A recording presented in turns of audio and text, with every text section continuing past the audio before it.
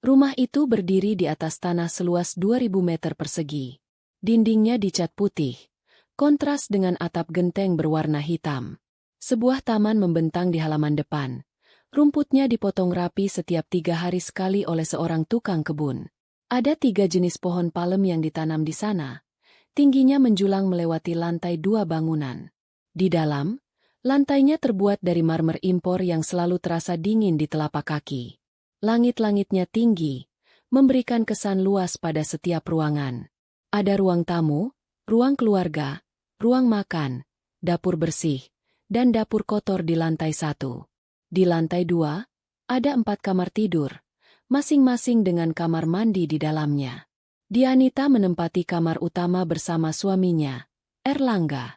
Perabotan di rumah itu sebagian besar terbuat dari kayu jati solid, warisan dari orang tua Dianita.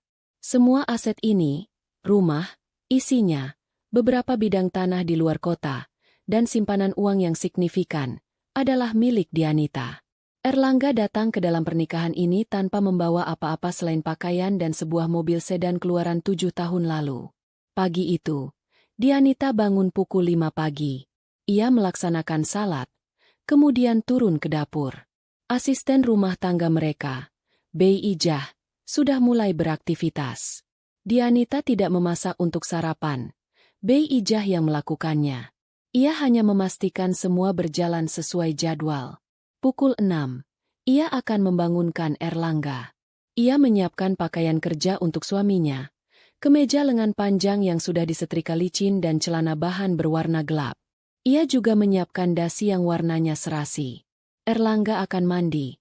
Lalu mereka akan sarapan bersama di meja makan. Menu sarapan mereka hampir selalu sama. Nasi goreng untuk Erlangga, dan roti gandum panggang dengan selai untuk Dianita. Percakapan mereka di meja makan tidak banyak. Erlangga lebih sering membaca berita dari ponselnya. Dianita akan bertanya tentang rencananya hari ini, dan Erlangga akan menjawab singkat. Rapat. Bertemu klien. Mungkin pulang sedikit terlambat. Rutinitas itu sudah berjalan selama 5 tahun pernikahan mereka. Bagi orang luar, kehidupan mereka adalah sebuah potret kesuksesan. Erlangga, seorang manajer di perusahaan swasta, dan Dianita, seorang istri yang mengelola kekayaan keluarga. Mereka belum memiliki anak, tapi itu tidak tampak menjadi masalah. Setidaknya, itu yang Dianita coba yakini. Namun dalam beberapa bulan terakhir, ada sesuatu yang berubah. Erlangga menjadi lebih sering pulang terlambat. Alasan rapat dan bertemu klien menjadi semakin sering terdengar. Jika dulu ia pulang terlambat dengan membawa sisa-sisa kelelahan di wajahnya, kini ia pulang terlambat dengan aroma parfum asing yang samar-samar menempel di kemejanya. Parfum wanita. Dianita mengetahuinya, tapi ia tidak pernah bertanya. Ia takut jawabannya akan menghancurkan fondasi rumah tangga yang selama ini ia jaga. Suatu malam, Erlangga pulang lewat tengah malam. Dianita menunggunya di ruang keluarga, duduk di sofa dengan sebuah buku di pangkuannya. Buku itu tidak ia baca. Matanya hanya menatap kosong ke arah pintu depan. Ketika suara mobil Erlangga terdengar memasuki gerbang, jantung Dianita berdebar lebih kencang. Erlangga masuk. Ia tampak terkejut melihat Dianita belum tidur. "Kamu belum tidur?" tanyanya. Nadanya datar. "Aku menunggumu," jawab Dianita pelan. "Ada rapat sampai selarut ini?" "Iya, rapat penting dengan investor dari luar negeri." "Melelahkan sekali," kata Erlangga sambil melonggarkan dasinya. Ia tidak menatap mata Dianita. Ia berjalan melewatinya, menuju tangga. Aroma parfum itu tercium lagi, kali ini lebih jelas. Bukan aroma parfum yang biasa Dianita beli untuknya. "Mas," panggil Dianita. Erlangga berhenti di anak tangga pertama, tanpa berbalik. "Ya." "Tidak apa-apa. Istirahatlah." Dianita tidak sanggup melanjutkan pertanyaannya. Keberaniannya hilang begitu saja. Erlangga melanjutkan langkahnya tanpa berkata apa-apa lagi. Malam itu, Dianita tidur di tepi ranjang, menjaga jarak sejauh mungkin dari suaminya. Ia bisa merasakan ada dinding tak kasat mata yang tumbuh di antara mereka. Semakin hari semakin tinggi dan tebal. Kejadian lain terjadi seminggu kemudian.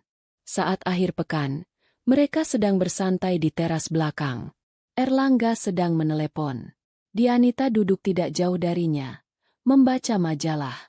Ia mendengar Erlangga tertawa di telepon. Tawa yang lepas dan ringan. Tawa yang sudah lama tidak pernah ia dengar ditujukan untuknya. Dianita melirik. Erlangga tampak sangat bahagia. Iya, sayang. Nanti aku kabari lagi ya. Aku tutup dulu.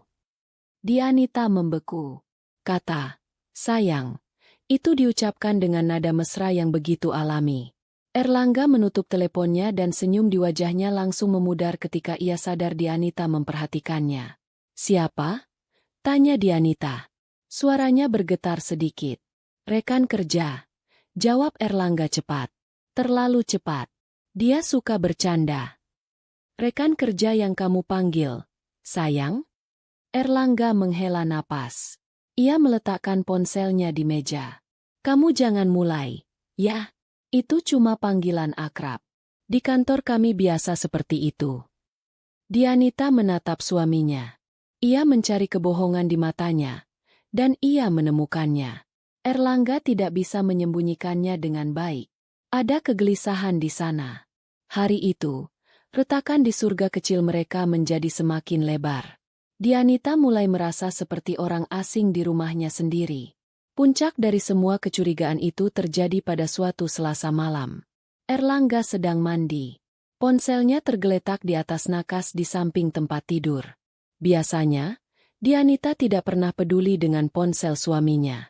Ia memberinya privasi penuh. Tapi malam itu, sebuah dorongan kuat menguasainya. Ponsel itu bergetar, layarnya menyala, menampilkan sebuah notifikasi pesan. Nama pengirimnya, Sylvia, diikuti dengan ikon hati berwarna merah. Jantung Dianita serasa berhenti berdetak. Tangannya gemetar saat ia meraih ponsel itu. Ia tahu kata sandinya, tanggal lahirnya. Sebuah kombinasi angka yang dulu terasa manis, kini terasa pahit. Ia membuka kunci layar. Jarinya menekan aplikasi pesan.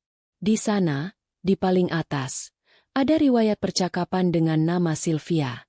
Ia mulai membaca dari yang paling bawah. Sylvia, sayang, sudah sampai rumah? Kangen lagi. Erlangga, sudah. Dia menungguku. Menyebalkan. Sylvia, sabar ya. Sebentar lagi semua akan jadi milik kita. Erlangga, aku tidak sabar. Aku lelah berpura-pura di depannya. Dianita menggulir ke atas, membaca percakapan-percakapan sebelumnya. Matanya bergerak cepat, menangkap kata demi kata yang terasa seperti belati tajam yang menusuk jantungnya. Mereka membicarakan hubungan mereka, pertemuan-pertemuan rahasia mereka di sebuah apartemen. Mereka juga membicarakan Dianita, menyebutnya si bodoh yang kaya raya, dan penjaga brankas. Yang paling menyakitkan adalah ketika mereka membahas harta warisannya.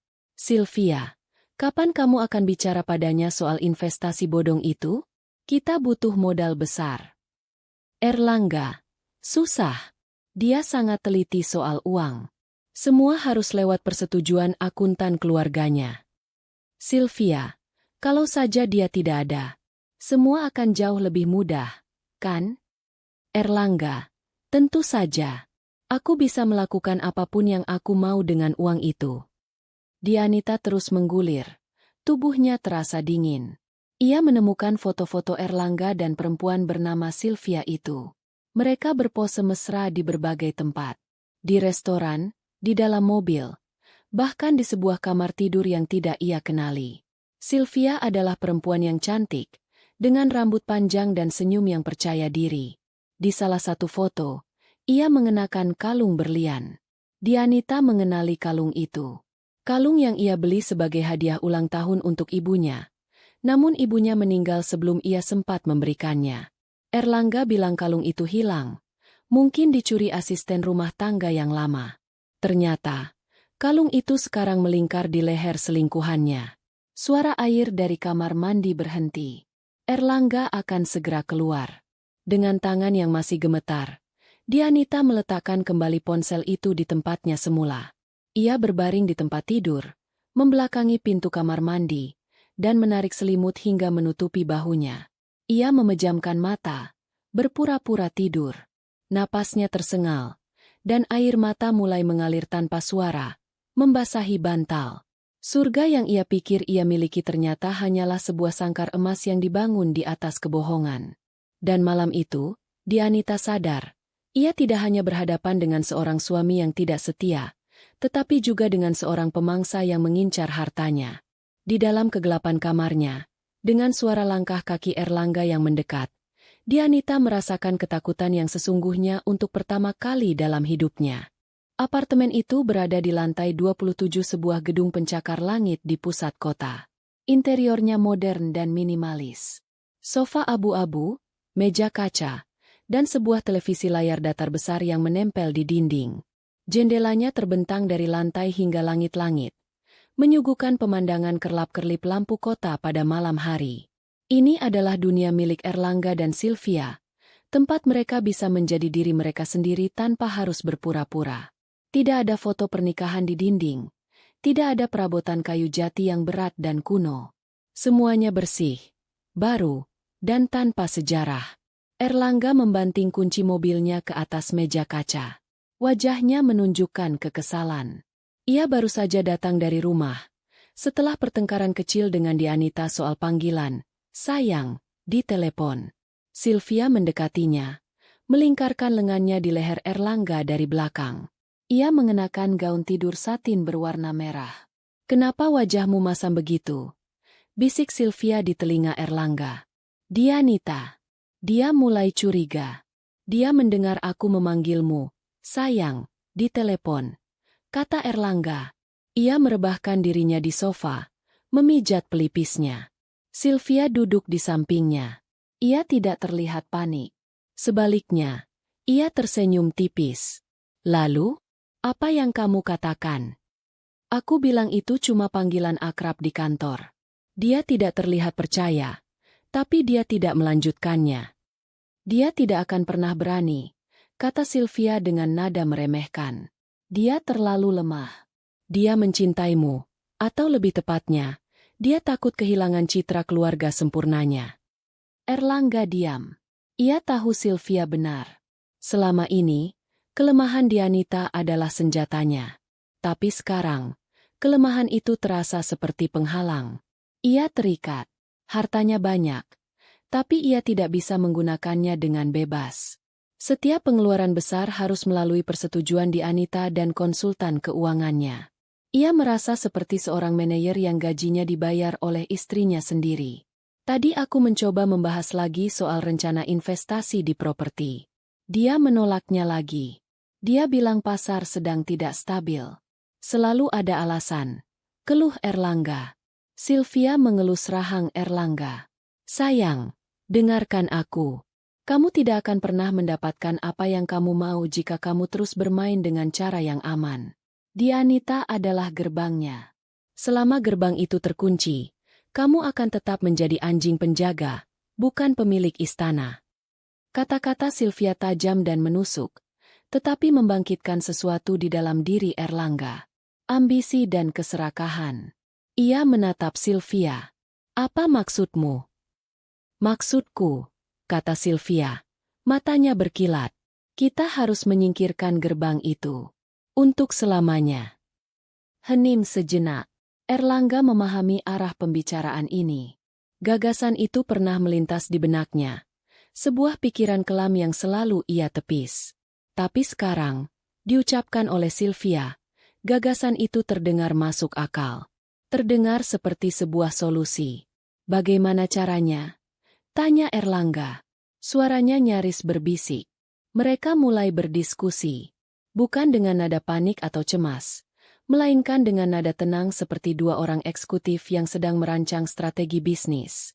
Mereka memetakan semua kemungkinan. Meracuninya? Terlalu berisiko. Autopsi bisa dengan mudah menemukan jejak racun. Menyewa pembunuh bayaran? Terlalu banyak jejak yang bisa ditinggalkan. Mereka tidak bisa mempercayai orang lain. Kecelakaan di rumah? Terlalu sulit untuk membuatnya terlihat alami. Polisi pasti akan curiga.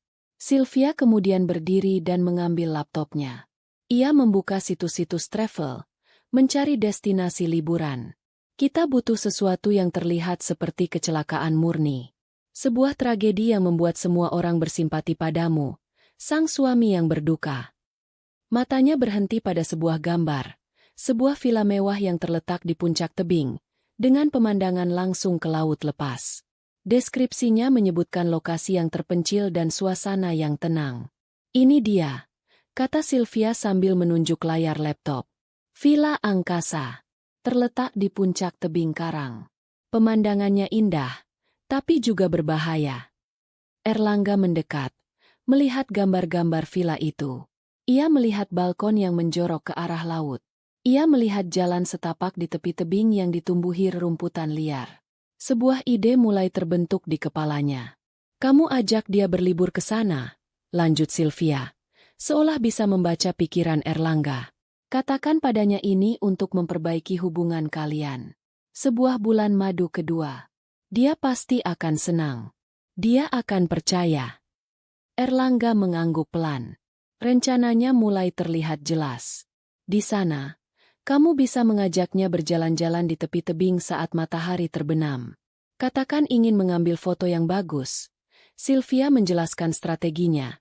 Jarinya menelusuri gambar tebing di layar. Saat dia lengah, kamu dorong dia. Jurangnya sangat dalam dan curam. Medannya berbatu. Kecil kemungkinannya dia akan selamat. Bahkan jika dia selamat, akan butuh waktu lama bagi siapapun untuk menemukannya. Dan jika jasadnya tidak ditemukan, setelah beberapa waktu, dia bisa dinyatakan meninggal secara hukum. Erlangga membayangkan skenario itu. Sebuah kecelakaan tragis. Seorang istri yang terpleset saat berfoto. Seorang suami yang panik dan histeris saat melapor ke polisi. Itu sempurna. Tidak akan ada saksi mata. Tidak akan ada senjata pembunuhan. Hanya ada cerita dari seorang suami yang patah hati. Aku akan berada di sana juga, tambah Sylvia. Tapi aku tidak akan muncul. Aku akan menyewa penginapan kecil di desa terdekat. Aku akan memantaumu dari jauh. Setelah semuanya selesai, aku akan memastikan kamu punya alibi dan cerita yang konsisten. Mereka melanjutkan perencanaan hingga detail terkecil. Mereka menentukan tanggalnya, 3 minggu dari sekarang. Pada hari kerja untuk meminimalkan potensi adanya pengunjung lain. Erlangga akan mengajukan cuti dengan alasan ingin memberikan kejutan untuk istrinya. Mereka menyusun narasi yang akan Erlangga sampaikan kepada polisi. Bagaimana Dianita sangat antusias dengan pemandangan itu. Bagaimana ia melangkah terlalu dekat ke tepi untuk mendapatkan sudut foto terbaik. Bagaimana kakinya tergelincir di atas batu yang licin. Dan bagaimana ia hilang ditelan jurang dalam sekejap mata. Erlangga bahkan berlatih ekspresi panik dan sedih di depan cermin kamar mandi apartemen. Kamu harus menangis, kata Sylvia sambil mengamatinya. Tangisanmu harus terlihat nyata. Pikirkan saja tentang semua uang yang akan menjadi milikmu. Itu pasti akan membuatmu menangis bahagia. Erlangga tertawa kecil, sebuah tawa dingin tanpa kehangatan. Ia merasa seperti aktor yang sedang mempersiapkan peran terbesar dalam hidupnya. Malam itu, mereka tidak hanya berbagi tempat tidur, tetapi juga berbagi sebuah rahasia yang kelam dan mengerikan. Mereka adalah mitra dalam kejahatan, terikat oleh nafsu dan keserakahan. Keesokan harinya, dengan senyum di wajahnya, Erlangga pulang ke rumah dan memberikan sebuket bunga lili putih kepada Dianita. Ini untukmu, katanya lembut. Aku sudah memesan sebuah tempat untuk liburan kita. Hanya kita berdua. Untuk memperbaiki semuanya. Dianita menatap bunga itu, lalu menatap wajah suaminya. Ia melihat kebohongan di sana, tetapi hatinya yang merindukan kehangatan memilih untuk percaya. Ia menerima bunga itu, tidak menyadari bahwa di balik senyum suaminya, sebuah rencana iblis telah tersusun rapi untuk mengakhiri hidupnya. Ia memeluk Erlangga, sebuah pelukan yang dibalas dengan dekapan dingin seorang calon pembunuh. Perjalanan menuju villa angkasa memakan waktu hampir 5 jam. Mereka berangkat dari rumah setelah sarapan. Erlangga yang menyetir. Dianita duduk di kursi penumpang di sebelahnya. Selama 1 jam pertama, saat mobil masih melaju di jalan tol yang padat, tidak ada percakapan di antara mereka. Erlangga fokus pada jalan. Jemarinya mengetuk-ngetuk setir mengikuti irama musik instrumental yang mengalun pelan dari speaker mobil. Dianita menatap keluar jendela, melihat gedung-gedung tinggi perlahan digantikan oleh hamparan sawah dan perumahan yang lebih sederhana. Ia mencoba merasakan kebahagiaan, atau setidaknya harapan. Ia mengatakan pada dirinya sendiri bahwa liburan ini adalah niat baik Erlangga untuk memperbaiki semuanya. Ia ingin percaya itu. Ketika mobil keluar dari tol dan mulai memasuki jalan pedesaan yang lebih sempit, Erlangga akhirnya bicara. "Pemandangannya bagus, kan?"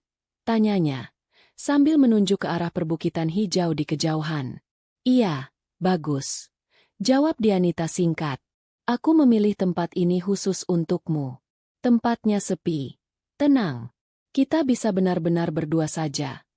Erlangga menoleh sejenak, tersenyum. Senyum itu tampak hangat di permukaan, tapi mata di baliknya tetap terasa dingin, tidak terjangkau. Dianita membalas senyum itu dengan senyum tipis. Ia ingin bertanya banyak hal.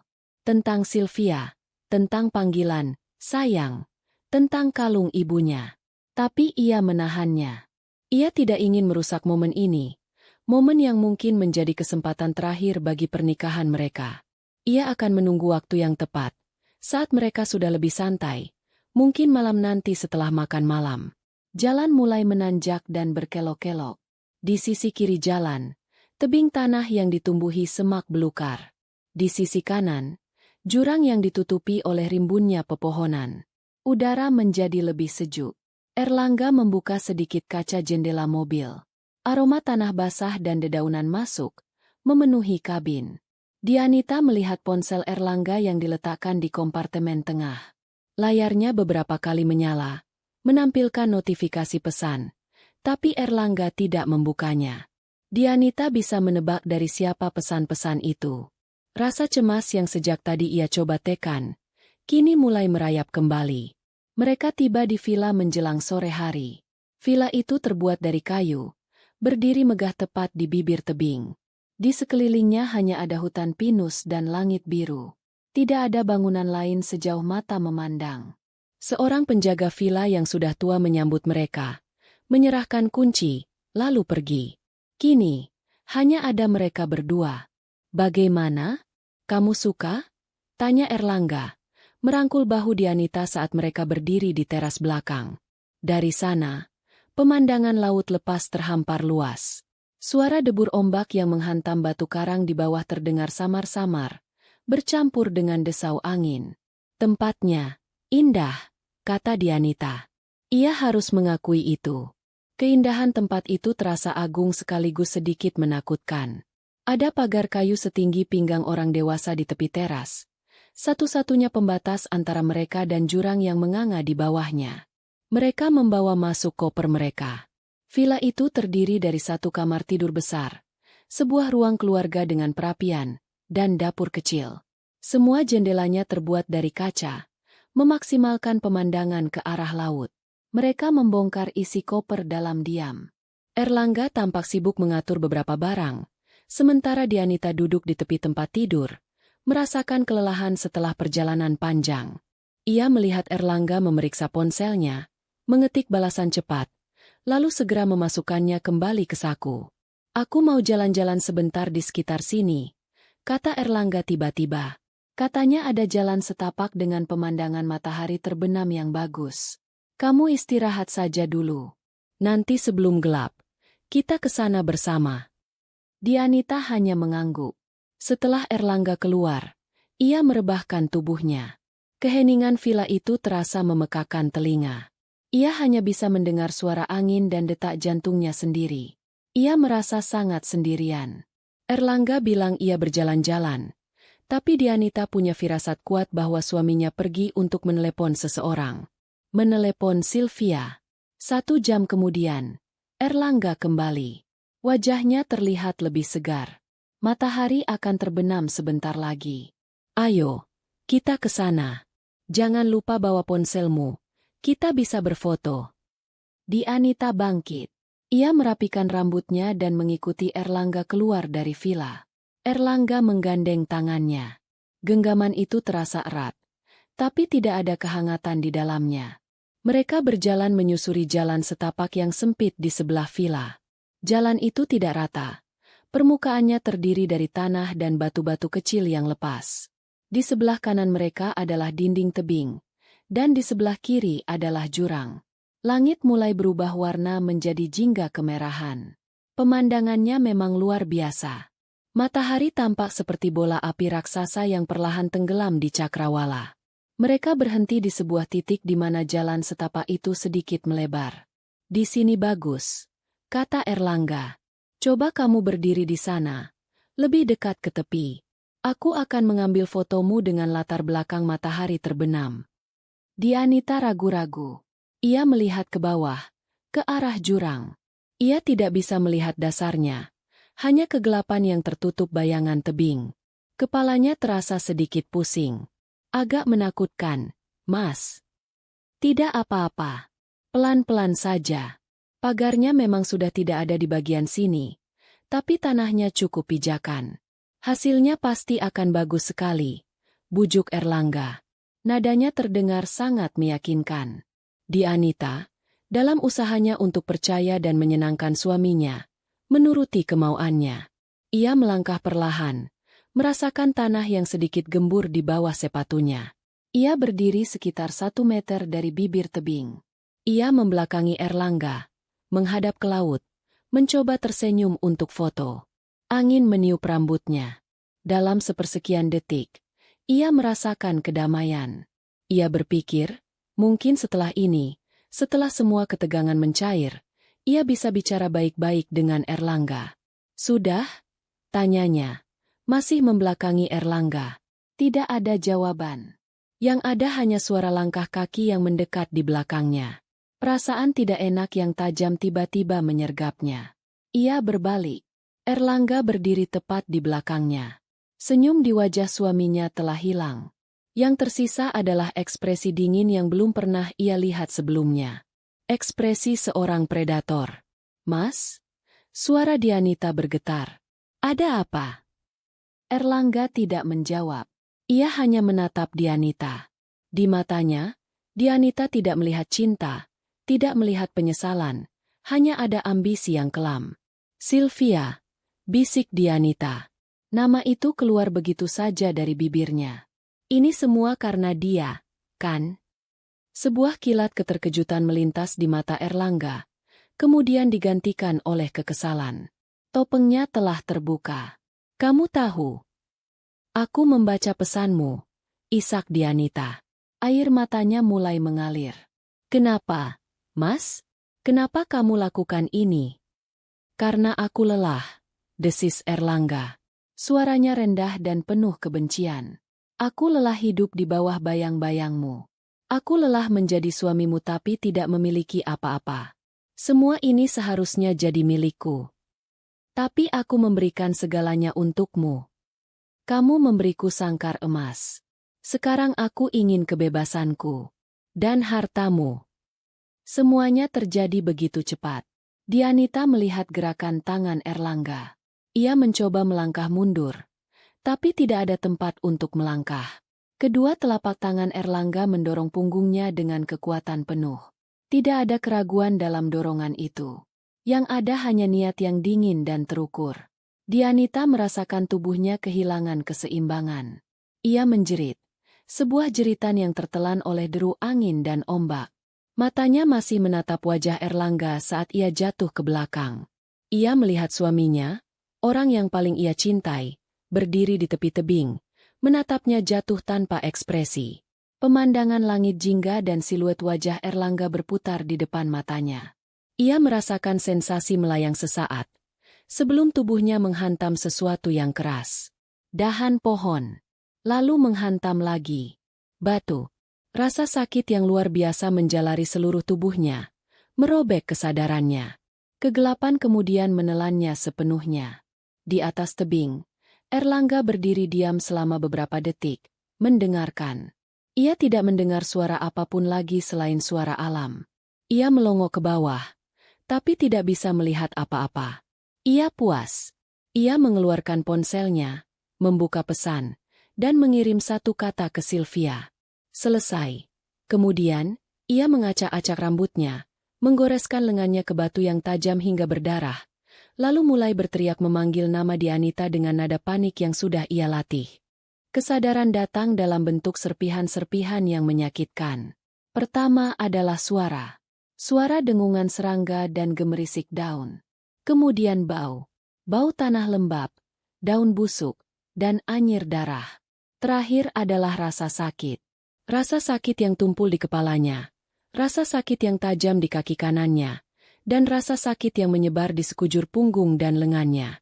Dianita mencoba membuka matanya. Cahaya matahari yang menembus sela-sela dedaunan menyilaukannya. Ia mengerjap beberapa kali, mencoba memfokuskan pandangannya. Ia melihat langit-langit hijau dari kanopi hutan. Ia di mana? Ingatan terakhirnya adalah wajah Erlangga. Wajah dingin itu. Dan sensasi jatuh. Ia mencoba bergerak. Tapi rasa sakit yang hebat di kakinya membuatnya mengerang. Ia melihat ke bawah. Kaki kanannya tertekuk dalam posisi yang tidak wajar. Celana panjang yang ia kenakan sobek dan bernoda darah. Ia menyentuh kepalanya. Merasakan cairan lengket yang sudah mengering di rambutnya. Ia masih hidup. Entah bagaimana. Ia masih hidup. Tubuhnya pasti tersangkut di dahan-dahan besar sebelum mencapai dasar jurang. Ia terbaring di lereng yang curam, di antara semak belukar dan akar-akar pohon yang menonjol. Ia sendirian. Rasa takut mulai menjalari dirinya. Lebih dingin dari rasa sakit fisiknya. Ia akan mati di sini. Entah karena kehabisan darah, dehidrasi, atau dimakan binatang buas. Ia berteriak minta tolong, tapi suaranya lemah dan serak, langsung hilang ditelan oleh kelebatan hutan. Ia mencoba lagi, mengerahkan sisa tenaganya, tapi hasilnya sama. Keputusasaan mulai menyelimutinya. Ia memejamkan mata, membiarkan kegelapan kembali menariknya.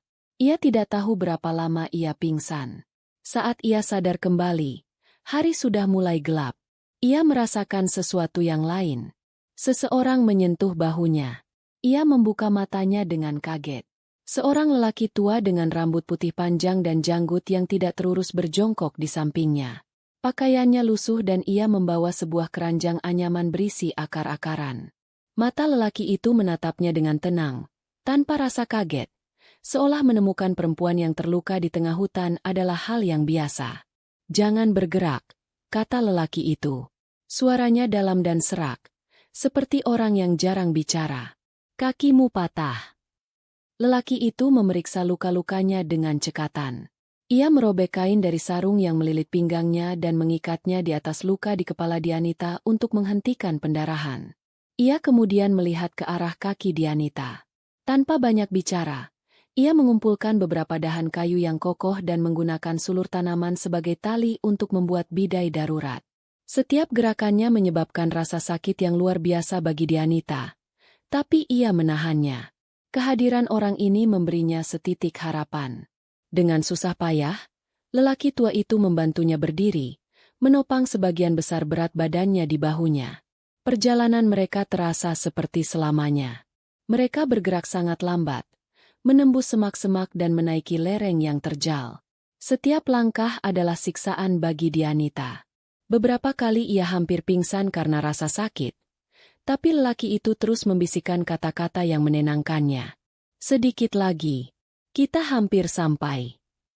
Akhirnya, mereka tiba di sebuah gubuk kecil yang tersembunyi di balik pepohonan besar. Gubuk itu terbuat dari kayu dan bambu, atapnya dari daun rumbia. Di dalamnya hanya ada satu ruangan. Ada sebuah dipan kayu, sebuah meja kecil, dan rak-rak yang dipenuhi dengan toples-toples berisi herbal kering. Aroma rempah dan kayu bakar memenuhi udara. Lelaki itu membaringkan Dianita di atas dipan.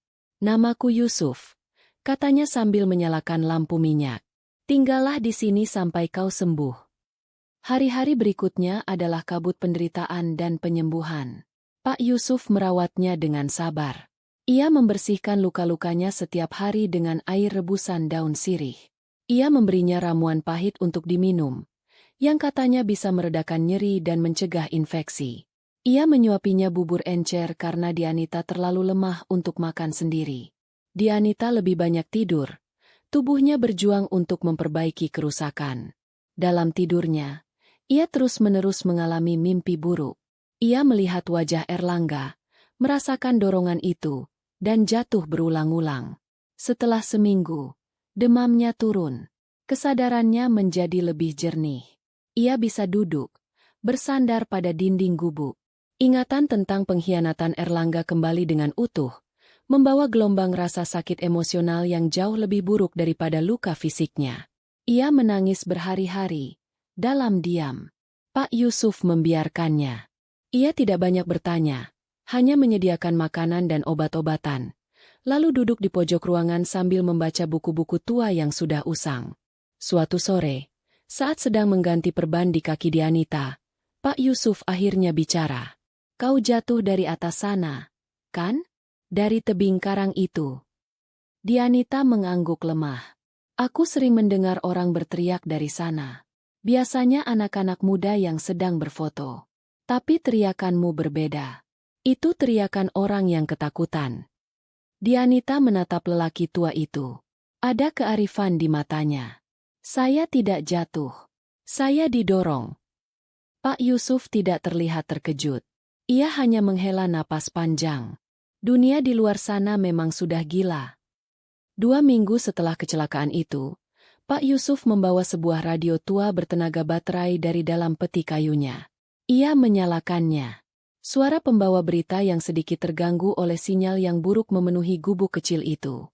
Dan dari kawasan pesisir selatan, tim SAR gabungan hari ini secara resmi menghentikan pencarian terhadap korban yang diduga jatuh dari tebing karang, saudari Dianita. Setelah 14 hari pencarian yang tidak membuahkan hasil, korban dinyatakan hilang dan kemungkinan besar telah meninggal dunia. Suami korban, saudara Erlangga, yang ditemui di kediamannya, menyampaikan rasa terima kasih kepada tim SAR dan memohon doa dari masyarakat. Ia tampak sangat terpukul dan masih dalam kondisi berduka yang mendalam.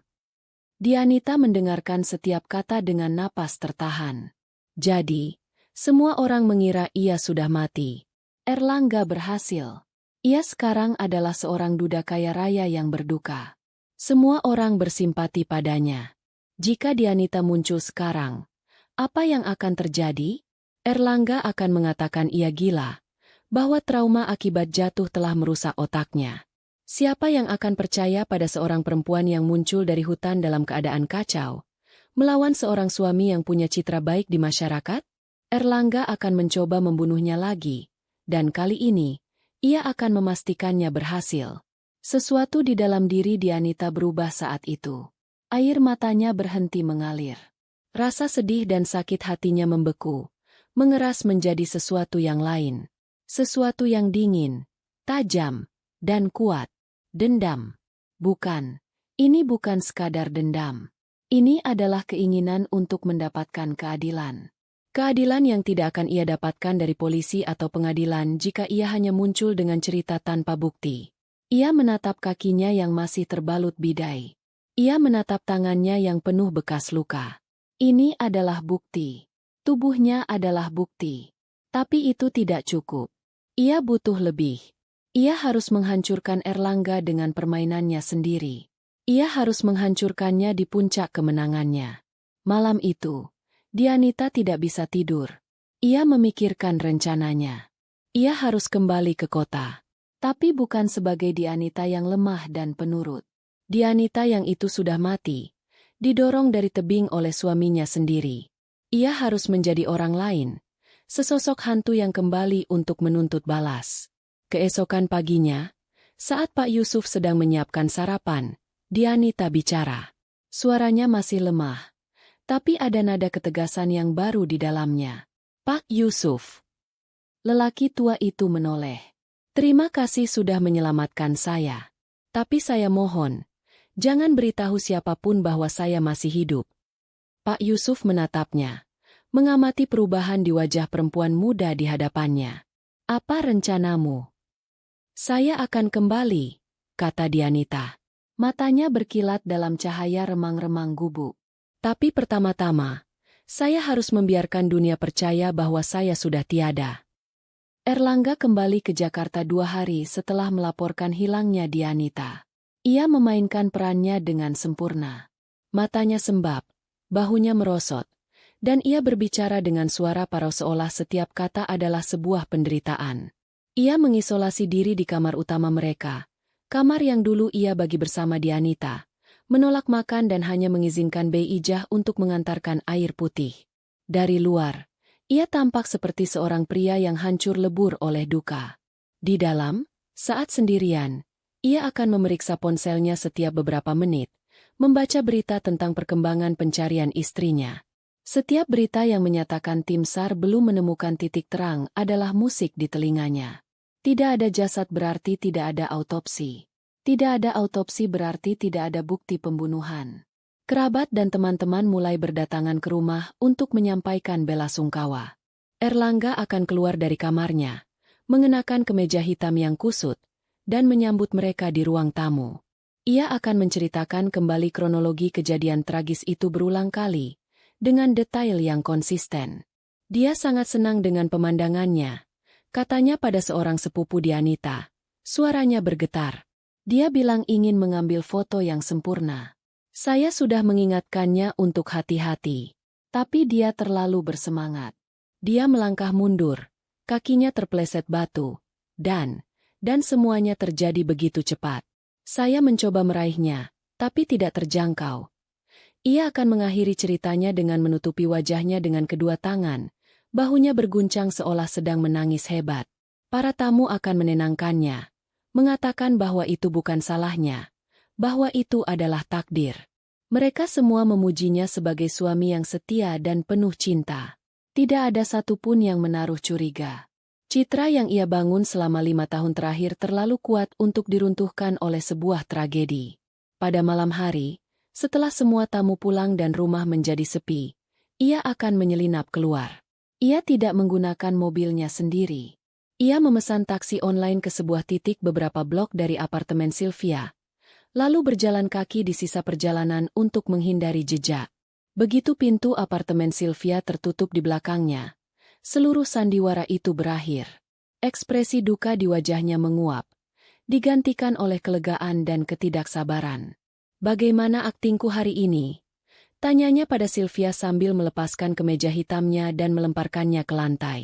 "Luar biasa, sayang," jawab Sylvia. Ia keluar dari dapur, membawa 2 gelas anggur. "Semua orang di media sosial membicarakanmu. Mereka semua bersimpati pada duda malang yang ditinggal istri tercinta." Mereka duduk di sofa, menatap pemandangan kota dari jendela. "Berapa lama lagi proses ini akan berjalan?" tanya Erlangga. "Aku sudah muak berpura-pura. Aku ingin ini semua cepat selesai." "Sabar," kata Sylvia, mengelus lengannya. "Menurut pengacaraku, jika setelah beberapa bulan pencarian tidak ada hasil, kita bisa mengajukan permohonan ke pengadilan untuk surat keterangan kematian. Setelah surat itu keluar, kamu adalah ahli waris tunggal. Semua menjadi milikmu. Milik kita." "Aku tidak sabar memegang uang itu," kata Erlangga. Matanya berkilat membayangkan deretan angka di rekening bank. "Aku akan membeli perusahaan tempatku bekerja sekarang dan memecat bosku. Dan kita akan membeli rumah di tepi pantai," tambah Sylvia. "Rumah yang jauh lebih besar dan modern dari istana kuno milik istrimu itu." Mereka tertawa bersama. Tidak ada penyesalan, tidak ada rasa bersalah. Bagi mereka, Dianita hanyalah sebuah rintangan yang telah berhasil mereka singkirkan. 3 bulan berlalu. Sesuai prosedur hukum, karena jasad Dianita tidak ditemukan, pengadilan akhirnya mengeluarkan akta kematian. Erlangga menerimanya dengan tangan yang gemetar di depan petugas pengadilan. Sebuah akting terakhir untuk menunjukkan dukanya. Dengan dokumen itu, ia adalah seorang duda secara resmi. Langkah selanjutnya adalah mengadakan upacara pemakaman. "Ini adalah ide Sylvia. Kau harus melakukannya," katanya pada Erlangga. "Ini adalah penutup yang sempurna. Sebuah pertunjukan besar untuk meyakinkan semua orang dan membungkam potensi gosip di masa depan." Erlangga setuju. Ia mengatur sebuah upacara pemakaman yang megah di sebuah pemakaman elit. Ia memesan sebuah peti mati dari kayu jati terbaik, meskipun ia tahu peti itu akan kosong. Ia menyewa jasa event organizer untuk mendekorasi lokasi dengan ribuan bunga lili putih, bunga kesukaan Dianita. Sebuah ironi yang kejam. Ia bahkan mencetak buku acara kecil berisi foto-foto kenangan Dianita, yang sebagian besar adalah foto-foto dari awal pernikahan mereka, saat senyum di wajahnya masih tulus. Hari pemakaman tiba. Langit mendung, seolah alam pun ikut bersandiwara. Ratusan orang hadir, dari keluarga besar Dianita yang datang dari luar kota hingga rekan-rekan bisnis Erlangga. Semuanya mengenakan pakaian hitam. Erlangga berdiri di depan, di samping peti mati yang tertutup, wajahnya pucat dan kuyu. Sylvia juga hadir, berdiri di barisan agak belakang, berperan sebagai teman yang memberikan dukungan moral. Saat tiba gilirannya memberikan pidato perpisahan, Erlangga berjalan perlahan ke mimbar. Ia terdiam sejenak, menatap kerumunan orang dengan mata yang berkaca-kaca. Dianita, istriku tercinta. Ia memulai, suaranya serak. Dia adalah cahaya dalam hidupku. Dia adalah tawa di saat aku sedih, dan kekuatan di saat aku lemah. Kami punya begitu banyak mimpi. Kami ingin berkeliling dunia, membangun keluarga kecil yang bahagia. Ia berhenti, terisak. Air mata buayanya mengalir dengan lancar. Tapi Tuhan punya rencana lain. Kini, yang tersisa hanyalah kenangan. Kenangan tentang senyumnya, kebaikannya, dan cintanya yang tanpa syarat. Aku akan merindukannya, setiap detik, setiap hari, selama sisa hidupku. Selamat jalan, cintaku. Pidatonya disambut dengan isak tangis dari para pelayat. Mereka semua terharu. Mereka melihat seorang suami yang hancur hatinya. Tidak ada yang tahu bahwa di dalam hatinya, Erlangga sedang menertawakan kebodohan mereka. Prosesi dilanjutkan dengan penurunan peti mati kosong itu ke liang lahat. Saat para petugas menimbun tanah di atasnya, Erlangga melemparkan segenggam tanah pertama, diikuti oleh bunga lili putih. Baginya, itu adalah momen simbolis. Ia tidak sedang mengubur Dianita. Ia sedang mengubur masa lalunya yang miskin dan identitasnya sebagai suami Dianita. Ia sedang menanam benih untuk masa depannya yang baru dan kaya raya. Seminggu setelah pemakaman, proses legal pengalihan aset selesai. Erlangga duduk di kantor notaris, menandatangani tumpukan dokumen. Setelah itu, ia pergi ke bank. Manajer bank menyambutnya secara pribadi di ruangannya. Dengan beberapa kali klik di komputer, seluruh kekayaan Dianita, saham, deposito, reksadana, dan saldo tabungan, secara resmi berpindah ke rekening atas nama Erlangga. Ia keluar dari bank dan masuk ke dalam mobilnya. Ia tidak langsung pulang. Ia berhenti di tepi jalan yang sepi. Ia membuka aplikasi mobile banking di ponselnya. Ia menatap layar itu. Deretan angka yang begitu panjang hingga ia harus membacanya 2 kali untuk yakin. Ia telah berhasil. Ia tertawa. Sebuah tawa yang keras dan tanpa beban, sendirian di dalam mobilnya. Malam itu, ia tidak pergi ke apartemen Sylvia. Ia menyuruh Sylvia datang ke rumahnya. Rumah Dianita. Untuk pertama kalinya, Sylvia masuk ke rumah itu bukan sebagai tamu, melainkan sebagai calon nyonya rumah. Ia berjalan mengelilingi ruangan, menyentuh perabotan mahal dengan tatapan penuh kemenangan. Akhirnya, bisik Sylvia, semua ini milik kita. Erlangga mengeluarkan sebotol sampanye termahal dari lemari pendingin anggur milik ayah Dianita. Ia membukanya dengan sebuah letupan keras yang menggema di rumah yang sepi itu. Ia menuangkan sampanye ke 2 gelas kristal. Untuk kita, kata Erlangga, mengangkat gelasnya. Untuk masa depan baru kita, timpal Sylvia. Mereka bersulang. Suara denting gelas mereka memecah keheningan. Di dinding ruang makan, sebuah lukisan potret besar Dianita tergantung. Senyumnya yang lembut seolah menatap kosong pada 2 pemangsa yang sedang merayakan kemenangan di atas kuburannya yang palsu. Selama 3 bulan berikutnya, gubuk Pak Yusuf di tengah hutan menjadi tempat perlindungan sekaligus tempat pelatihan bagi Dianita. Luka fisiknya perlahan sembuh. Bidai di kakinya sudah dilepas. Dan meskipun awalnya ia berjalan dengan pincang, ia memaksa dirinya setiap hari untuk berlatih. Ia berjalan mengelilingi gubuk, kemudian menyusuri sungai kecil di dekatnya, lalu mencoba menaiki lereng-lereng landai. Pak Yusuf mengajarinya cara mengenali jejak, membedakan tanaman yang bisa dimakan dan yang beracun, serta cara bergerak tanpa suara di dalam hutan. Dianita yang dulu hanya mengenal pusat perbelanjaan dan salon kecantikan, kini menjadi akrab dengan bau tanah dan kerasnya kehidupan di alam liar. Transformasinya tidak hanya fisik. Secara mental, ia menjadi orang yang berbeda. Kesedihan telah berganti menjadi ketenangan yang dingin. Tidak ada lagi air mata. Yang ada hanyalah fokus pada satu tujuan, mengumpulkan bukti dan menjatuhkan Erlangga. Ia menghabiskan waktu berjam-jam setiap hari untuk menyusun rencananya di dalam kepala. Ia membuat daftar langkah-langkah yang harus ia ambil, mengantisipasi kemungkinan-kemungkinan terburuk, dan merancang rencana cadangan. Pak Yusuf adalah pendengar yang baik. Dianita menceritakan semuanya, tentang pernikahannya, kekayaannya, pengkhianatan Erlangga, dan perempuan bernama Sylvia. Pak Yusuf tidak banyak berkomentar, tetapi dari tatapan matanya, Dianita tahu ia mendapatkan dukungan penuh. Akhirnya, hari itu tiba. Dianita merasa cukup kuat untuk kembali. "Saya harus pergi sekarang, Pak," katanya pada suatu pagi. Pak Yusuf mengangguk. Ia sudah menduganya. Ia masuk ke dalam gubuk dan keluar dengan sebuah buntalan kain. Di dalamnya ada beberapa lembar uang ratusan ribu yang sudah lecek. "Ini tidak banyak. Tabunganku selama bertahun-tahun." "Peklah." Dianita menolak. Tapi Pak Yusuf memaksa. "Anggap saja ini ongkos karena kau sudah membantuku mengumpulkan kayu bakar selama ini," katanya. Ia juga memberikan sebuah jaket lusuh, celana panjang longgar, dan sebuah topi pet yang sudah pudar warnanya. "Pakai ini. Kau akan terlihat seperti orang desa.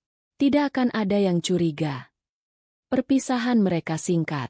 "Hati-hati, nak." Hanya itu yang dikatakan Pak Yusuf. Dianita memeluk lelaki tua itu. "Terima kasih untuk segalanya, Pak. Saya tidak akan pernah melupakan Bapak." Ia memulai perjalanannya, berjalan kaki selama berjam-jam menembus hutan menuju jalan raya terdekat. Setiap langkah terasa berat, bukan karena lelah, tetapi karena ia sedang meninggalkan satu-satunya tempat aman yang ia miliki. Saat ia mencapai jalan raya dan menaiki sebuah bus tua yang menuju ke kota, ia merasa seperti seorang prajurit yang berangkat ke medan perang. Wajahnya ia tutupi dengan topi dan syal yang ia beli di warung dekat pangkalan bus. Jakarta menyambutnya dengan kebisingan, polusi, dan keramaian yang terasa asing. Ia tidak kembali ke lingkungan mewahnya. Ia turun di sebuah terminal di pinggiran kota, lalu mencari kamar kos murah di daerah yang padat dan kumuh. Ia menemukan sebuah kamar sempit berukuran 3x3 meter dengan kamar mandi di luar. Dindingnya lembab dan catnya mengelupas. Ini akan menjadi markasnya. Langkah pertamanya adalah mengubah penampilan. Di kamar mandi kos yang remang-remang, dengan sebuah gunting kecil yang ia beli di warung, ia memotong rambutnya yang panjang sebahunya menjadi sangat pendek, model pisiekat yang acak-acakan. Ia menatap pantulannya di cermin yang retak. Perempuan yang menatap balik bukanlah Dianita. Matanya lebih tajam, sorotnya lebih keras. Ia membeli beberapa setel pakaian murah di pasar loak, kaos oblong, jeans pudar, dan sebuah jaket denim. Ia juga membeli kacamata dengan bingkai tebal tanpa resep dokter. Kini, ia benar-benar terlihat seperti orang lain. Selanjutnya, ia perlu uang. Ia ingat sebuah nasihat ibunya bertahun-tahun lalu. Ibunya memaksanya membuka sebuah rekening bank terpisah, atas namanya sendiri, dengan alamat surat menyurat ke rumah bibinya. Rekening itu tidak pernah ia sentuh dan Erlangga tidak tahu tentang keberadaannya. Itu adalah dana daruratnya. Dengan hati-hati, pada tengah malam, ia pergi ke sebuah anjungan tunai mandiri di sebuah pom bensin yang sepi. Ia memasukkan kartu, mengetik PIN-nya, dan menarik sejumlah uang tunai. Ia juga memeriksa saldonya. Jumlahnya cukup signifikan untuk membiayai operasinya selama berbulan-bulan. Ia merasa sedikit lega. Ia tahu ia tidak bisa bekerja sendirian. Ia butuh mata dan telinga profesional. Di sebuah warung internet yang pengap, ia menghabiskan waktu berhari-hari untuk riset. Ia mencari detektif swasta. Bukan dari agensi besar yang mahal dan mungkin punya koneksi dengan polisi korup. Ia mencari pemain tunggal, seseorang yang bekerja di bawah radar. Akhirnya ia menemukan sebuah nama, Haris. Seorang mantan jurnalis investigasi yang banting setir menjadi detektif swasta setelah tulisannya tentang seorang politisi korup membuatnya dipecat. Reputasinya bagus di kalangan tertentu, efektif, teliti, dan yang terpenting, sangat rahasia. Dianita menghubunginya melalui sebuah alamat email anonim yang baru ia buat. Ia mengatur pertemuan di sebuah pujasera di dalam mall yang ramai di jam makan siang. Keramaian adalah tempat terbaik untuk bersembunyi. Haris ternyata seorang pria berusia akhir 40-an, perawakannya sedang, dengan wajah yang tidak mudah diingat, sebuah aset untuk profesinya. Ia datang tepat waktu, memesan segelas es teh, dan duduk di hadapan Dianita. "Anda yang mengirim email?" tanyanya pelan. Dianita mengangguk. Ia tidak memperkenalkan dirinya. "Saya butuh bantuan Anda untuk mengawasi seseorang. Namanya Erlangga. Ini fotonya." Ia menggeser sebuah amplop coklat di atas meja. Di dalamnya ada foto Erlangga dan alamat rumahnya. Haris melihat foto itu. Erlangga? Yang istrinya baru saja meninggal karena kecelakaan itu. "Saya tidak percaya itu kecelakaan," kata Dianita.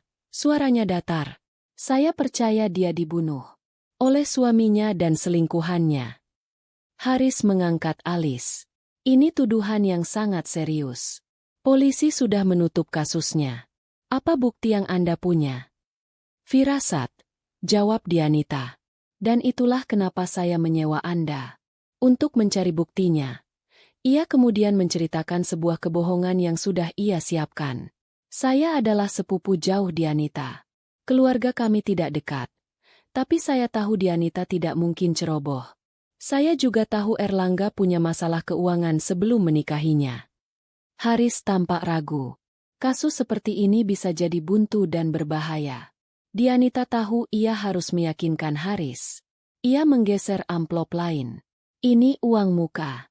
Setengahnya. Sisanya akan saya bayar setelah Anda mendapatkan apa yang saya minta." Ia berhenti sejenak, menatap mata Haris. "Saya ingin Anda mencari tahu semua tentang perempuan simpanannya. Namanya Sylvia. Saya tidak tahu nama lengkapnya. Cari tahu siapa dia, di mana dia tinggal. Ikuti Erlangga. Sadap teleponnya jika perlu. Periksa semua transaksi keuangannya sejak istrinya meninggal. Saya mau rekaman, foto, dokumen, apapun yang bisa membuktikan mereka bersekongkol." Jumlah uang di dalam amplop itu membuat Haris terdiam. Itu adalah bayaran yang besar. Dianita telah mengambil risiko dengan menarik uang tunai dalam jumlah besar. Tapi ia tahu ia harus berinvestasi untuk mendapatkan keadilan. "Baik," kata Haris akhirnya. Setelah berpikir sejenak, ia memasukkan kedua amplop itu ke dalam tasnya.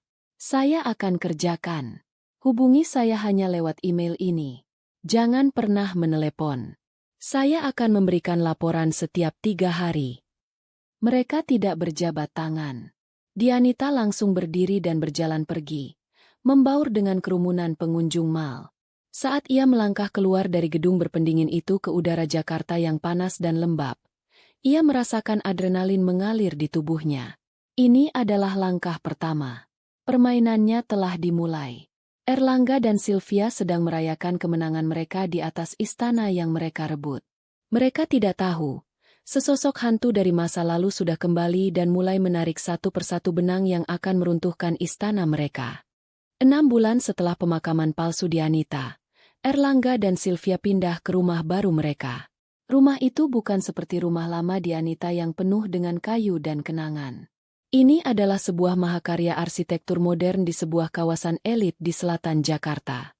Dindingnya sebagian besar terbuat dari kaca, lantainya dari granit hitam mengilap, dan di halaman belakangnya terdapat sebuah kolam renang tanpa tepi yang seolah menyatu dengan cakrawala kota. Garasinya diisi oleh 2 mobil sport Eropa yang baru keluar dari dealer.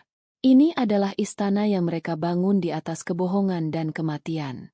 Kehidupan mereka telah berubah total. Erlangga, dengan modal tak terbatas dari warisan Dianita, berhenti dari pekerjaannya. Ia mendirikan perusahaan investasinya sendiri. Dengan beberapa manuver bisnis yang cerdas, dibantu oleh konsultan-konsultan mahal, citranya berubah dari seorang manajer menengah menjadi seorang investor muda yang cemerlang. Ia sering muncul di majalah-majalah bisnis. Wajahnya terpampang sebagai potret kesuksesan. Cerita tragis tentang istrinya yang meninggal menjadi catatan kaki yang menyedihkan. Justru menambah lapisan simpati dan kekaguman pada kegigihannya untuk bangkit dari duka. Sylvia pun tidak lagi bersembunyi. Ia diperkenalkan secara perlahan ke lingkaran sosial Erlangga. Awalnya sebagai rekan bisnis, seorang desainer interior berbakat yang membantu Erlangga membangun kantor barunya. Kemudian, statusnya meningkat menjadi teman dekat, yang membantunya melewati masa-masa sulit. Akhirnya, setelah masa berkabung yang dianggap cukup, mereka tampil sebagai sepasang kekasih. Debut resmi mereka sebagai pasangan terjadi di sebuah acara lelang amal yang dihadiri oleh seluruh sosialita kota. Erlangga datang dengan setelan jas rancangan desainer ternama, dan Sylvia mendampinginya dengan gaun malam berwarna zamrud yang membelai lantai. Lehernya dihiasi kalung berlian yang harganya setara dengan sebuah apartemen. Mereka menjadi pusat perhatian. Bisik-bisik terdengar di antara para tamu. Cepat sekali dia move on, kata seorang wanita. Tapi lihatlah mereka, serasi sekali, sahut temannya. Pada akhirnya, dunia menerima mereka. Uang dan kekuasaan adalah pemutih yang paling efektif untuk segala jenis noda. Kesuksesan dan penerimaan sosial ini membuat mereka menjadi sombong dan ceroboh. Mereka merasa tak tersentuh. Mereka telah melakukan kejahatan yang sempurna dan berhasil lolos. Di dalam privasi rumah baru mereka, percakapan mereka menjadi semakin terbuka. Mereka tidak lagi berbisik-bisik tentang apa yang telah mereka lakukan. Mereka membicarakannya dengan nada santai, bahkan terkadang dengan tawa. Suatu sore, saat mereka berjemur di tepi kolam renang sambil menyesap minuman, Sylvia berkata, "Kadang aku masih berpikir, betapa bodohnya Dianita. Dia punya segalanya, tapi dia tidak tahu bagaimana menikmatinya." "Dia terlalu kolot," sahut Erlangga. Matanya terpejam di balik kacamata hitam. "Dia lebih suka menyimpan uangnya di deposito yang bunganya kecil daripada mengambil risiko. Lihat kita sekarang. Dalam 6 bulan, aku sudah melipat gandakan sebagian kecil dari hartanya. Keberuntungan kita benar-benar sempurna," kata Sylvia. "Semuanya berjalan sesuai rencana. Bahkan lebih baik. Ini bukan keberuntungan, sayang. Ini adalah takdir yang kita ciptakan sendiri." Mereka tidak menyadari bahwa setiap kata yang mereka ucapkan di ruang keluarga, di ruang makan, bahkan di teras belakang dekat kolam renang, terekam oleh sebuah alat penyadap kecil yang canggih. Alat itu diselipkan oleh Haris di bagian bawah sebuah pot tanaman hias besar saat ia menyamar sebagai petugas dari jasa pertamanan, beberapa hari setelah mereka pindah. Di kamarnya yang sempit, Dianita mendengarkan rekaman-rekaman itu setiap malam. Ia mendengarkan tawa mereka, rencana liburan mewah mereka, dan cara mereka menghina ingatannya. Setiap kata adalah bahan bakar untuk api di dalam hatinya. Ia tidak merasa sakit hati lagi. Ia hanya merasakan tekadnya menjadi semakin dingin dan keras seperti baja. Haris bekerja dengan efisien.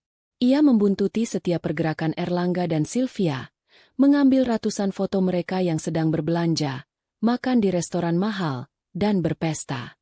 Ia juga berhasil mendapatkan akses ke catatan perbankan mereka melalui seorang informan. Ia menyusun sebuah laporan yang tebal, merinci setiap aliran dana dari rekening Dianita ke rekening Erlangga, lalu ke perusahaan-perusahaan cangkang, dan akhirnya ke rekening atas nama Sylvia. Jejak uang itu sangat jelas. Puncak dari kesombongan Erlangga dan Sylvia terjadi pada malam perayaan ulang tahun Sylvia. Erlangga menyewa seluruh lantai teratas sebuah hotel bintang 5. Di hadapan 100 teman terdekat mereka, di tengah hujan kelopak mawar merah, Erlangga berlutut dengan satu kaki. Ia membuka sebuah kotak bludru, menampakkan cincin berlian dengan batu utama sebesar biji jagung. "Sylvia, maukah kau menikah denganku?" tanyanya. Suaranya diperkuat oleh mikrofon. Sylvia menangis haru. Sebuah akting yang meyakinkan. Ya, aku mau, jawabnya. Seluruh tamu bertepuk tangan meriah. Sampahnya mengalir tanpa henti. Mereka telah mencapai puncak dunia mereka. Berita pertunangan mereka dimuat di beberapa majalah gaya hidup. Mereka mengumumkan akan menggelar pernikahan termegah tahun ini. Mereka menyewa wedding organizer paling mahal di kota, memesan gaun dari desainer di Paris, dan menyusun daftar tamu yang berisi 1.000 nama orang paling berpengaruh di negeri ini. Mereka tidak tahu bahwa setiap langkah dari perencanaan pernikahan ini diawasi dengan ketat. Haris berhasil mendapatkan salinan undangan pernikahan mereka melalui salah satu vendor catering. Ia memberikannya pada Dianita dalam pertemuan terakhir mereka di sebuah warung kopi tua di kawasan kota tua. Semuanya sudah lengkap, kata Haris, meletakkan sebuah hard drive eksternal di atas meja. Di dalamnya ada rekaman audio percakapan mereka selama 3 bulan terakhir, ratusan foto, dan laporan keuangan setebal 100 halaman. Lebih dari cukup untuk menyeret mereka ke penjara seumur hidup. Dianita mengambil hard drive itu. Tangannya tidak gemetar. Berapa sisa pembayaran saya? Anggap saja lunas, jawab Haris. Setelah mendengar rekaman-rekaman itu, aku tidak tega menagihmu lagi. Anggap saja ini sebagai pekerjaan sosial. Ia menatap Dianita. Ada kilas simpati di matanya. Apa rencanamu selanjutnya? Dianita membuka undangan pernikahan itu. Kertasnya tebal dan mewah, dengan tinta emas. Matanya terpaku pada tanggal yang tertera di sana. Tanggal itu adalah tanggal yang sama saat Erlangga mendorongnya dari tebing. Tepat 1 tahun. Sebuah perayaan kemenangan yang direncanakan dengan sangat kejam. Mereka sudah menyiapkan panggungnya, kata Dianita pelan. Suaranya dingin, tanpa emosi. Aku hanya perlu datang sebagai bintang tamu kehormatan. Ia memasukkan hard drive dan undangan itu ke dalam tasnya. Ia meninggalkan Haris di warung kopi itu dan berjalan kembali menuju kos-kosannya. Di sepanjang jalan, ia bisa melihat baliho-baliho besar yang menampilkan wajah politisi dan iklan produk mewah. Dunia terus berputar, penuh dengan kepalsuan dan ambisi. Tapi sebentar lagi, sebuah kebenaran akan terungkap. Kebenaran yang akan ia sajikan di hari paling bahagia bagi para pembunuhnya. Pernikahan itu tidak akan menjadi awal dari kehidupan baru mereka. Itu akan menjadi akhir dari segalanya. Grand Ballroom Hotel Bintang 5 itu telah disulap menjadi sebuah negeri dongeng. Ribuan tangkai mawar putih dan anggrek bulan digantung di langit-langit, membentuk kanopi bunga yang menebarkan aroma wangi yang lembut. Lampu-lampu kristal raksasa membiaskan cahaya ke seluruh ruangan, menciptakan kilauan seperti debu berlian di udara. Sebuah orkestra mini memainkan musik klasik yang mengalun tenang di sudut ruangan. Lebih dari 1.000 tamu undangan, terdiri dari para pengusaha, pejabat, dan selebriti, membaur sambil menikmati sampanye dan canape yang disajikan oleh para pelayan berseragam. Malam itu adalah puncak dari semua impian Erlangga dan Sylvia. Di dalam presidential suite di lantai teratas, Erlangga sedang merapikan dasi kupu-kupunya di depan cermin besar. Ia mengenakan setelan tuxedo hitam yang dijahit khusus untuknya. Ia tersenyum pada bayangannya sendiri. Ia bukan lagi Erlangga yang dulu, seorang manajer yang gajinya pas-pasan. Ia adalah seorang raja di kerajaannya sendiri. Ia merasa tak terkalahkan. Kamu terlihat sempurna, sayang, kata Sylvia dari belakangnya. Erlangga berbalik. Sylvia berdiri di ambang pintu kamar, tampak memesona dalam balutan gaun pengantinnya. Gaun itu bertabur ribuan kristal Swarovski yang berkilauan setiap kali ia bergerak. Kerudung panjangnya menjuntai hingga ke lantai. Riasan wajahnya sempurna, menonjolkan kecantikannya. Ia benar-benar terlihat seperti seorang ratu. Kamu juga, kata Erlangga. Ia menghampiri Sylvia dan mencium keningnya. Setelah malam ini, tidak akan ada lagi yang bisa mengganggu kita. Tidak ada lagi bayang-bayang dari masa lalu. Masa lalu sudah mati dan terkubur, bisik Sylvia. Ini adalah awal dari hidup kita. Mereka tidak tahu betapa salahnya ucapan itu. Sementara itu, di sebuah kamar hotel standar di seberang jalan, Dianita sedang bersiap. Ia tidak memiliki tim penata rias atau gaun seharga miliaran rupiah. Ia hanya sendirian. Ia mengenakan sebuah gaun putih sederhana yang ia beli dari sebuah butik kecil. Gaun itu polos, berlengan panjang, dengan potongan yang sopan dan elegan. Rambutnya yang pendek ia sisir rapi. Ia tidak memakai riasan tebal, hanya bedak tipis dan pelembab bibir. Ia tidak ingin terlihat glamor. Ia ingin terlihat seperti dirinya sendiri. Atau lebih tepatnya, seperti ingatan orang-orang tentang dirinya. Ia memeriksa ponselnya. Sebuah pesan masuk dari sepupunya. Danu, satu-satunya orang dari keluarganya yang ia percayai dan ia hubungi. Danu adalah seorang pengacara muda yang cerdas. Dialah yang membawa hard drive berisi bukti dari Haris ke seorang direktur di kepolisian yang terkenal jujur dan berintegritas. Pesan dari Danu singkat. Mereka sudah di posisi. Tunggu aba-abamu. Tim polisi berpakaian preman kini telah berbaur dengan staf hotel dan beberapa menyamar sebagai tamu undangan. Mereka menunggu dalam diam. Siap bergerak begitu mendapatkan perintah. Dianita menarik napas dalam-dalam. Tidak ada rasa takut atau gugup. Hanya ada ketenangan yang mutlak. Ia menatap pantulan dirinya di cermin. Ini adalah saatnya. Ia berjalan keluar dari kamar hotelnya, menuruni lobi, dan menyeberang jalan menuju hotel tempat pesta pernikahan itu digelar. Ia masuk melalui lobi utama, berjalan melewati para tamu yang terburu-buru menuju ballroom, tanpa ada satupun yang mengenalinya. Di dalam ballroom, acara akan segera dimulai. Musik menjadi lebih agung. Semua tamu diminta untuk duduk. Erlangga sudah berdiri di atas panggung pelaminan yang megah, di samping penghulu dan para saksi. Wajahnya berseri-seri, melambaikan tangan pada beberapa rekan bisnisnya. Kemudian, pintu utama ballroom yang tingginya mencapai 5 meter itu terbuka lebar. Alunan musik pernikahan yang ikonik mulai dimainkan. Sylvia, didampingi oleh ayahnya, mulai berjalan di atas karpet putih yang ditaburi kelopak mawar. Semua mata tertuju padanya. Semua ponsel terangkat untuk mengabadikan momen itu. Ia tersenyum, senyum paling bahagia dalam hidupnya. Ia tiba di pelaminan. Ayahnya menyerahkan tangannya kepada Erlangga. Mereka berdiri berdampingan, saling menatap dengan penuh cinta palsu. Penghulu membuka acara dengan doa. Suasana menjadi hikmat. Penghulu berdeham, lalu memulai prosesi ijab kabul. Ia menjabat tangan Erlangga. Saudara Erlangga bin, saya nikahkan dan saya kawinkan engkau dengan Sylvia binti, dengan mas kawin berupa seperangkat perhiasan berlian dan logam mulia seberat 100 gram, dibayar tunai. Erlangga menarik napas.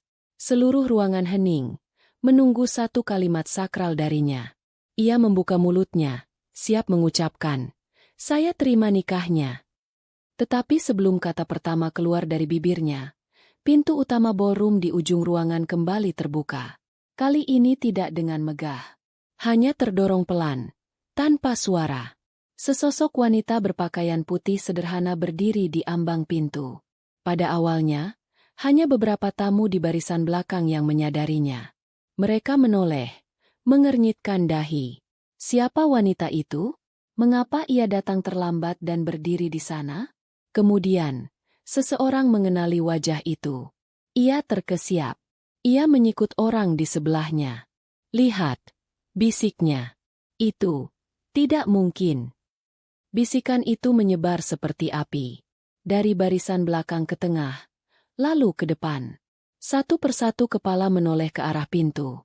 Musik orkestra berhenti mendadak, menyisakan nada biola yang tergantung canggung di udara sebelum lenyap. Keheningan total yang aneh menyelimuti ballroom yang tadinya ramai. 1000 pasang mata kini tertuju pada sosok wanita di ambang pintu. Di atas pelaminan, Erlangga yang merasa terganggu dengan perubahan suasana itu, ikut menoleh. Dan dunianya pun runtuh. Wajahnya kehilangan semua warna. Senyumnya membeku, lalu luruh menjadi ekspresi horor yang murni. Rahangnya ternganga. Matanya membelalak tak percaya. Ia melihat sesosok hantu. Hantu dari masa lalunya yang ia pikir sudah ia kubur dalam-dalam. Sylvia, yang bingung dengan reaksi Erlangga, mengikuti arah pandangannya. Saat ia melihat siapa yang berdiri di pintu, Senyum di wajahnya lenyap seketika. Buket bunga di tangannya terjatuh ke lantai dengan bunyi gedebuk pelan yang terdengar sangat keras di tengah keheningan itu. Wajahnya menjadi pucat seperti kertas. Ia gemetar hebat. Wanita berpakaian putih itu mulai berjalan. Ia berjalan perlahan menyusuri karpet putih, melewati para tamu yang mematung di kursi mereka karena terkejut. Setiap langkahnya mantap dan tanpa keraguan. Ia bukan hantu yang rapuh. Ia adalah kenyataan yang solid dan menakutkan. Ia adalah Dianita. Ia telah kembali dari kematian. Ia terus berjalan. Matanya terkunci pada dua orang yang berdiri ketakutan di atas pelaminan. Ia tidak perlu berteriak. Kehadirannya saja sudah cukup untuk menghancurkan segalanya. Ia berhenti tepat di depan panggung pelaminan. Seluruh ruangan menahan napas. Dianita menatap langsung ke mata Erlangga. Babak terakhir dari sandiwara ini akan segera dimulai, dan ia adalah sutradaranya. Keheningan di dalam Grand Ballroom itu begitu pekat hingga terasa seperti beban fisik. Tidak ada yang bergerak, tidak ada yang bicara. 1000 tamu undangan duduk terpaku, mata mereka beralih dari Dianita yang berdiri tenang di depan panggung, ke Erlangga dan Sylvia yang wajahnya pucat pasi di atas panggung. Waktu seolah berhenti. Penghulu yang tadinya memegang tangan Erlangga, kini menarik tangannya perlahan, seolah takut tersengat listrik. Erlangga adalah yang pertama kali menemukan suaranya kembali, meskipun yang keluar hanyalah bisikan serak yang penuh ketidakpercayaan. Dianita. Dianita sedikit memiringkan kepalanya. Ia tidak menjawab pertanyaan itu. Sebaliknya, ia berbicara kepada penghulu dengan suara yang jelas dan tenang. Suaranya terdengar di seluruh ruangan berkat mikrofon yang masih menyala di mimbar. Pernikahan ini tidak bisa dilanjutkan, Pak. Kata-kata itu memecah mantra keheningan. Gumaman mulai terdengar di antara para tamu. Mereka saling berbisik, bertanya-tanya apa yang sedang terjadi. Beberapa orang mulai mengeluarkan ponsel mereka, siap merekam drama yang tak terduga ini. Apa maksudmu? Erlangga akhirnya berhasil bicara dengan lebih keras. Ia melangkah maju satu langkah, menunjuk ke arah Dianita. Siapa kamu? Kamu bukan Dianita.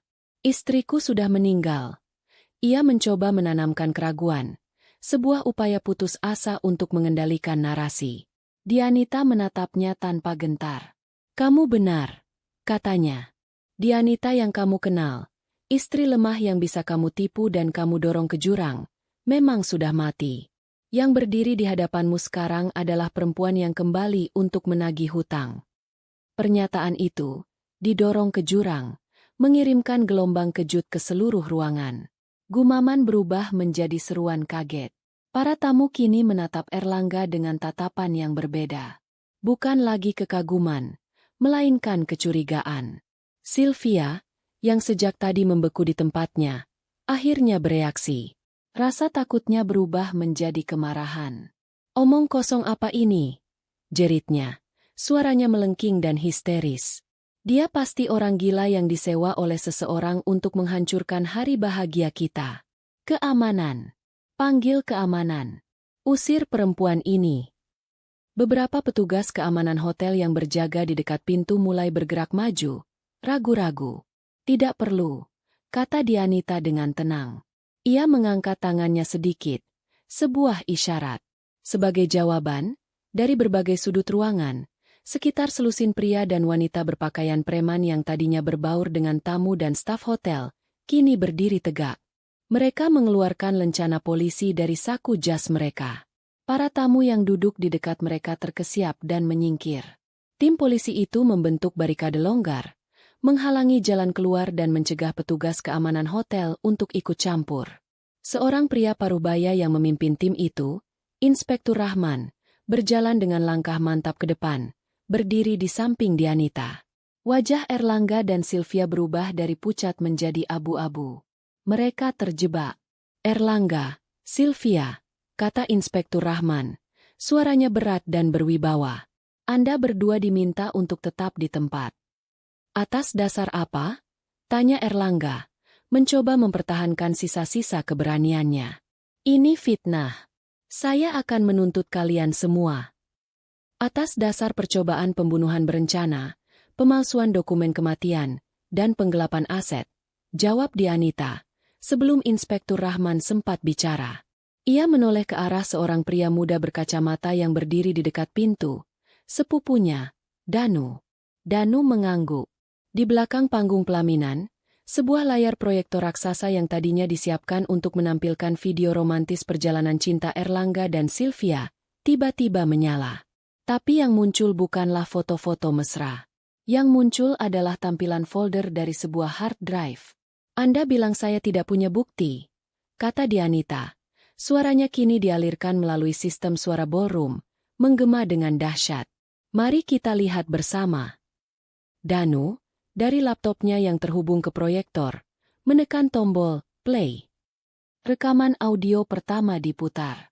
Suara Erlangga dan Sylvia yang sedang tertawa di apartemen. Beberapa hari setelah Dianita dilaporkan hilang. Suara Sylvia. Bagaimana aktingku hari ini? Suara Erlangga. Luar biasa, sayang. Semua orang bersimpati pada duda malang yang ditinggal istri tercinta. Ruangan menjadi sunyi senyap. Semua orang mendengarkan dengan saksama. Ayah Sylvia, yang berdiri di panggung, menatap putrinya dengan ngeri. Rekaman berikutnya diputar. Percakapan mereka di tepi kolam renang rumah baru mereka. Suara Sylvia. Kadang aku masih berpikir, betapa bodohnya Dianita. Dia punya segalanya, tapi dia tidak tahu bagaimana menikmatinya. Suara Erlangga. Dia terlalu kolot. Lihat kita sekarang. Dalam 6 bulan, aku sudah melipat gandakan sebagian kecil dari hartanya. Di layar, foto-foto mulai ditampilkan. Foto Erlangga dan Sylvia yang bertemu diam-diam jauh sebelum Dianita meninggal.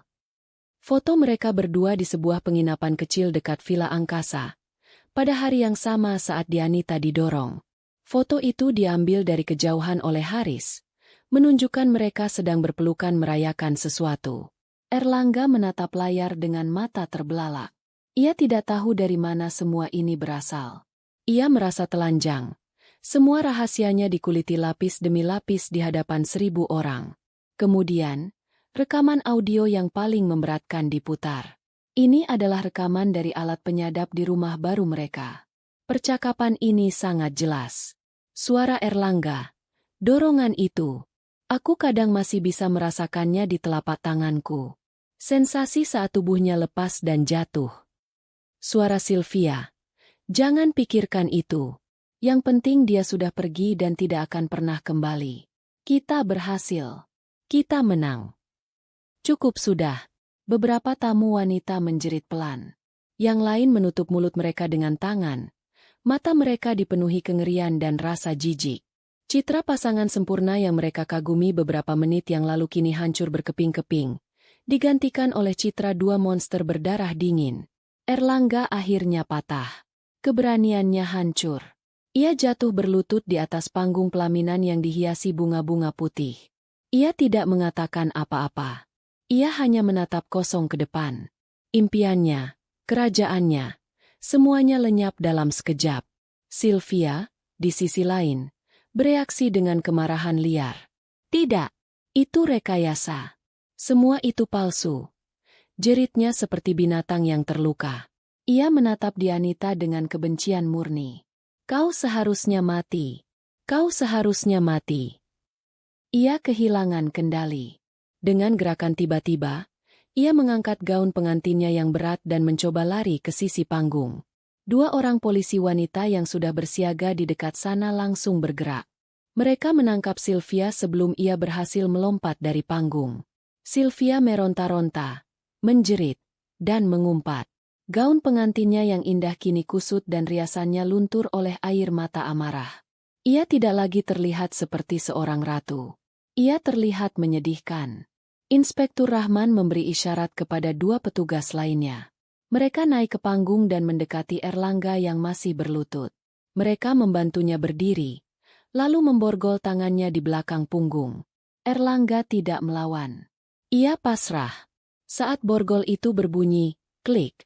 Suara itu terdengar sangat keras, menjadi penutup dari semua sandiwara yang telah ia mainkan. Mereka digiring turun dari panggung, melewati Dianita. Saat Erlangga melewatinya, ia berhenti sejenak. Ia menatap Dianita, bukan dengan kebencian, tapi dengan kekosongan total. Bagaimana? Hanya itu yang bisa ia bisikan. Dianita menatap balik, tanpa emosi. Kau meremehkanku, jawabnya pelan. Itu kesalahan terbesarmu. Erlangga dan Sylvia, masih dalam pakaian pengantin mereka, digiring keluar dari ballroom, melewati lorong yang dibukakan oleh para tamu yang menatap mereka dengan campuran rasa ngeri, jijik, dan sedikit rasa puas melihat keadilan ditegakkan. Blitz kamera dari ponsel para tamu menyala tanpa henti, mengabadikan kejatuhan mereka yang memalukan. Setelah mereka pergi, Dianita tetap berdiri di tempatnya. Ia menatap ballroom yang kini kacau balau. Musik pernikahan telah digantikan oleh sirene polisi yang terdengar samar-samar dari luar. Mimpinya tentang pernikahan yang bahagia telah dihancurkan, tetapi dari reruntuhan itu, ia telah membangun kembali dirinya menjadi sesuatu yang jauh lebih kuat. Ia tidak merasa menang.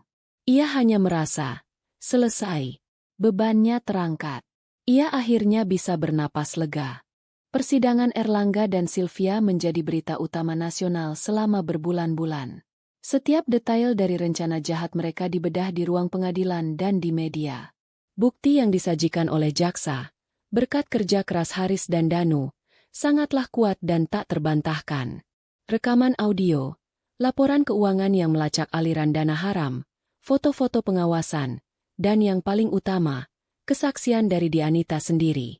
Di kursi saksi, Dianita menceritakan semuanya dengan tenang dan jelas. Ia menceritakan malam di tepi jurang, bagaimana ia didorong, bagaimana ia bertahan hidup, dan bagaimana ia merencanakan untuk kembali. Ia tidak menangis. Ia tidak menunjukkan kemarahan. Ia hanya menyampaikan fakta. Ketegarannya membuat semua orang di ruang sidang, termasuk hakim, menatapnya dengan penuh kekaguman. Sebaliknya, penampilan Erlangga dan Sylvia di persidangan sangat kontras. Mereka menyewa tim pengacara termahal, tetapi tidak ada pembelaan yang bisa menyangkal bukti yang begitu telak. Mereka mencoba saling menyalahkan. Pengacara Erlangga mengklaim kliennya berada di bawah pengaruh buruk Sylvia. Pengacara Sylvia berargumen bahwa kliennya hanya ikut terseret dalam ambisi Erlangga. Drama saling tuding itu hanya membuat mereka terlihat semakin bersalah dan menyedihkan. Putusan akhir tidak mengejutkan siapapun. Hakim mengetuk palunya dengan keras. Erlangga dan Sylvia dinyatakan bersalah atas semua dakwaan.